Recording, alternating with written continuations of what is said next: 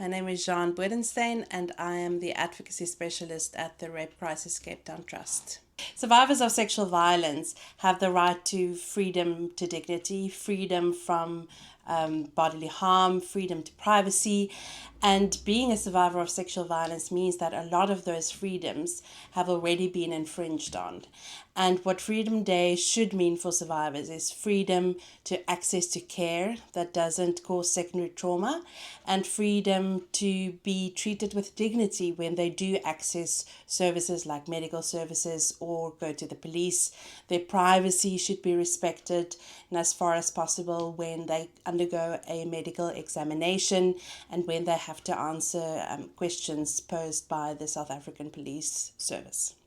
South Africa is known for its great legal frameworks, and there's specific legislation that is put in place to safeguard the services to survivors of sexual violence. But the reality is that for many survivors, they are not a day-to-day experience. So survivors should have access to medical treatment and a forensic examination in the immediate aftermath of the incident, but many survivors don't live close enough to a service provider that can provide those specialist services, or they have transport issues and cannot report the matter to the police, or they are discouraged by their community from reporting. So the legal rights are safeguarded in legislation, but lots of survivors don't have access. And if we really want to make Freedom Day a reality for survivors, we have to ensure that they have access to medical care, access to report the matter to SAPS, access to have psychosocial support when they need it, and that they can access this in a way that is not only for some survivors but for all survivors. So I think survivors in urban areas have access to Tutuzela care centres and other specialist services. And while these don't necessarily operate equally well everywhere, in theory, survivors have the access, where survivors in peri-urban and rural areas don't have this. And I think that is a big gap currently.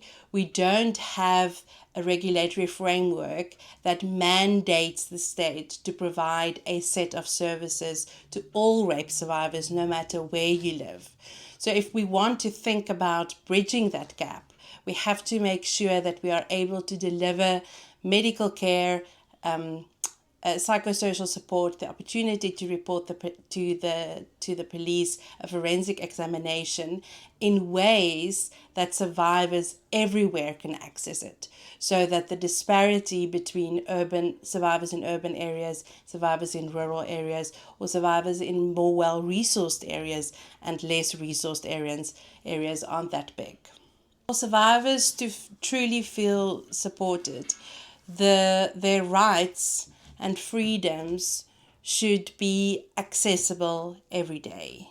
And that means that no matter where you are, no matter who you are, you have access to psychosocial support, medical care, the opportunity to open a matter with the South African Police Service, receive a forensic examination, and receive referrals for further on treatment.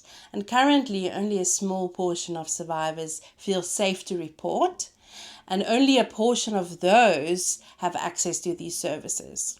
So we need to make sure that these services are available to all survivors in context-specific ways. So in ways that are realistic to deliver, and in ways that can ensure that survivors have a sort of a standardized experience no matter where you are. And that requires a regulatory framework that mandates the state to provide these services all across the country to rural areas and urban areas and wherever survivors are.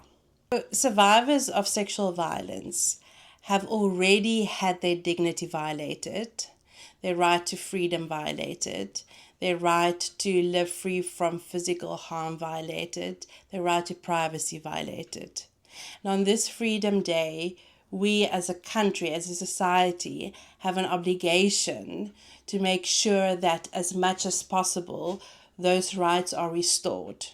And we can only do that if we make sure that survivors have access to the services they need, the medical services, the psychosocial services, the referrals, and the justice access.